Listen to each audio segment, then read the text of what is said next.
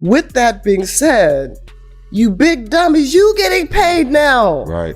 Everybody now has an opportunity to pull up their chair and have a seat. For the past year, we've watched Sheryl Swoopes target Caitlin Clark with bizarre claims that she's a 25-year-old playing against teenagers, that her rookie season isn't impressive, that nobody wants to play with her. The attacks seemed endless. Some of your peers, they will recognize, her game, but they won't recognize her impact. Right. How can you separate the two? It's kind of hard, right? Jax, you're absolutely right. And I was like, come on, you big dummies. Then Cheryl Miller stepped into the ring. The basketball legend and former Clark coach just delivered a knockout blow on the All the Smoke podcast, calling Swoopes a big dummy and dismantling the false narratives. Miller's putting Swoopes in her place, and her defense of Caitlin Clark reveals something surprising about the future of the Indiana Fever that has fans buzzing with excitement. Are you ready? Let's go. 3-time Player of the Year, 2-time National Championship, 2-time Tournament MVP, first woman to dunk in an organized game, gold medalist. Thank you for making time. Welcome to the show, Cheryl Miller.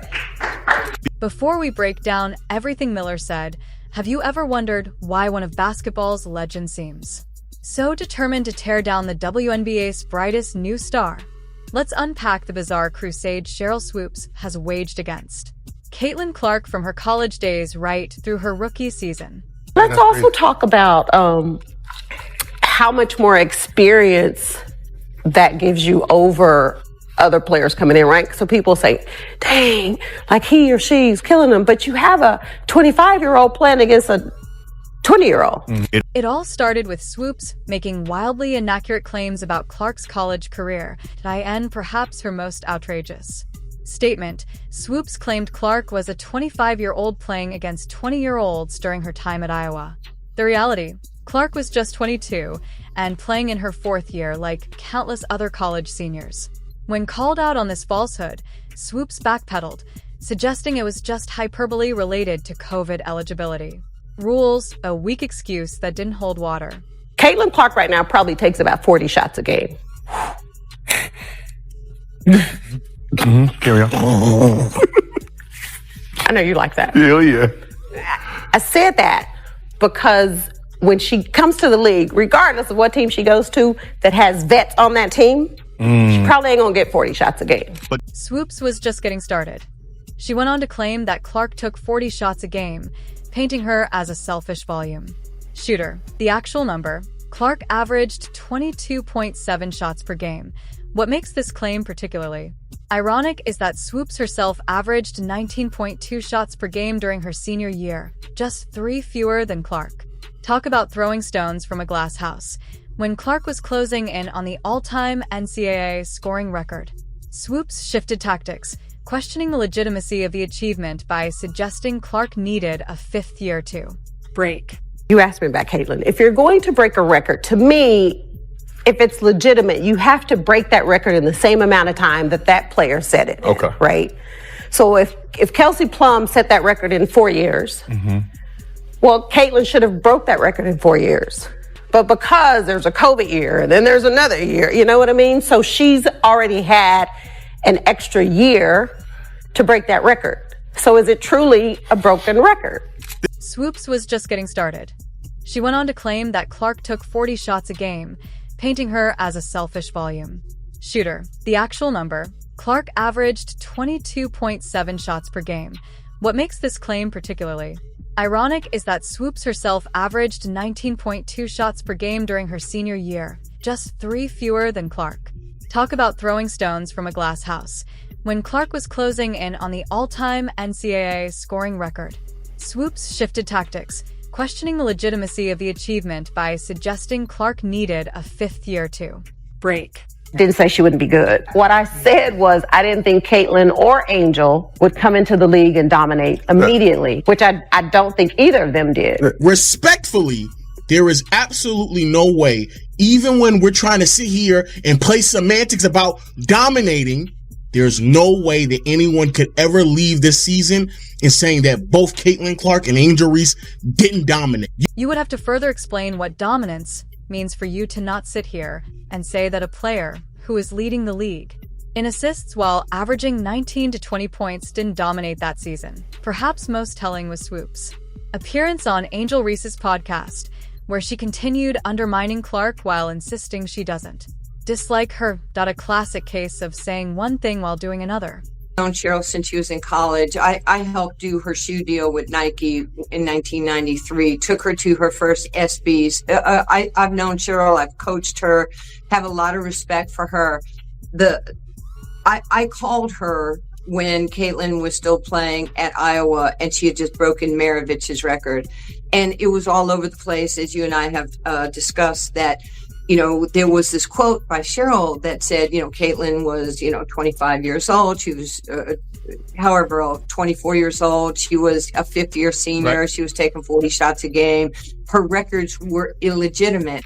The basketball world took notice of this pattern, and eventually Swoops was removed from broadcasting a Fever game and replaced by Nancy Lieberman, who didn't hesitate to call out the misinformation being spread about the rookie sensation. I got off the treadmill and I called her as a friend and I said, you can say whatever you want. You can have your own opinion about anybody, but you do have to get the statistics right. I mean, facts matter. And if you just get ahead of this and just say, hey, I made a mistake on my numbers, then this thing is over and everybody respects you for your opinion. And, you might like Boston. I might like the Yankees. It's okay to have difference of opinions. Well, she got upset with me on the phone and I was like, Cheryl, I'm not doing anything to hurt you. I'm just sharing. We're talking. And so our relationship, it pretty much is not happening at this point. I tried to talk to her at the Final Four. Right. She didn't want to talk to me. My life's going to be good or great with or without Cheryl Swoops in my life. The basketball world was desperately waiting for someone with credibility to step into the Caitlin Clark conversation. That moment finally arrived when Cheryl Miller walked into the All the Smoke podcast studio and absolutely lit up the critics. What happens when a basketball legend who's actually coached? Clark decides she's had enough of the nonsense. You get one of the most authentic defenses we've seen in women's basketball. Jax, you're absolutely right. And I was like, come on, you big dummies. Is she getting hyped? Yes. But she was in the backyard. She was putting in the same time, sometimes maybe more than you were. Right. Mm-hmm. I can't fault her for what she was given. Miller didn't just casually support Clark. She came with fire and precision that only someone of her stature could deliver. Her now viral comment directed at critics like Swoops said everything. In just 2 words. Come on, you big dummies. She defended Clark's work ethic with the passion of someone who's seen it firsthand. This wasn't just another talking head defending Clark. This was Cheryl Miller, one of the greatest to ever touch a basketball, directly calling out the hypocrisy that's been swirling around the young star. She pointed out something the haters conveniently ignore. Look, as much as she was given, you can't tell me if that door would have swung the other way where she didn't live up to the hype. Right. Come on, folks are still waiting for her to fall. Exactly. Come on. Yep. Mm-hmm. So, with that being said, you big dummies, you getting paid now. It's the uncomfortable truth that Clark's critics don't want to admit. Her presence has elevated the entire league, including the paychecks of those criticizing her. You recently coached the WNBA All-Star game. You spent some time with Caitlin Clark. Best coaching job ever. Best coaching job Best ever. coaching job ever. It's the uncomfortable truth that Clark's critics don't want to admit. Her presence has elevated the entire league, including the paychecks of those criticizing her. Okay. I'm going to be honest because it needs to be said. I can relate to that young lady, and I felt for her. Mm-hmm. I know what it's like. What makes Miller's defense so powerful is that she's not speaking from speculation, she's speaking from direct experience. After coaching Clark in the 2024 WNBA All-Star Game, Miller had a front row seat to evaluate Clark's game beyond the highlight reels, and what she discovered surprised even. But despised. Mm-hmm. And people just having, she brought some on herself a little bit because she's cocky for a good reason. Mm-hmm. Confident. And I love that about her. But to watch the dynamics and the media, they had their narrative. Mm-hmm. And I was pleased and proud to see the narrative wasn't the truth. I was pleased and proud to see the narrative wasn't the truth, Miller revealed, effectively dismantling months of media spin in a single sentence. She went deeper, offering rare insight into what makes Clark special. Watching her pass, and I didn't know how talented she was and how well she sees the game in a 3D version, thinker, defensively a lot better than I thought and gave her credit for. So watching her and just spending a little time. And one thing, guys, that I've learned is to step back and let these kids be themselves. Behind Miller's technical breakdown of Clark's skills lies something far more significant, a genuine emotional bond formed in the trenches of Clark's most difficult moments, when the Fever finally secured their first win of the 2024 season. Miller didn't just congratulate Clark, she offered her something almost no one else had: unconditional support when the rookie needed it most. She was getting hit with everything left and right, and I just said, I hugged her, I said, I'm so proud of you.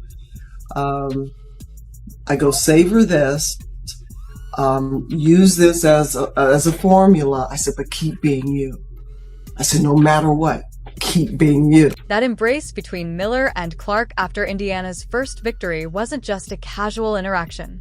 Between basketball figures, IT was a pivotal moment that revealed just how isolated Clark had felt. During the storm of criticism surrounding her entry into the league, Miller recalled the raw emotion of that interaction, that I gave her the biggest hug that I could. When she saw me, she was like, oh man, finally, somebody who's on my side. She was getting hit with everything left and right. Heavy as a crown that she's wearing right now. Right. And it wasn't something that she anointed herself. It's something that's been placed on her head. And I hope people understand that. But it's everything that she's dealing with. In that vulnerable moment, Miller didn't just offer empty platitudes. She provided the kind of guidance that only comes from someone who's walked a similar path. That I'm so proud of you. Savor this. Use this as a formula. But keep being you, and no matter what, keep being you. These weren't just comforting words. They were a lifeline to a rookie, drowning in expectations and scrutiny.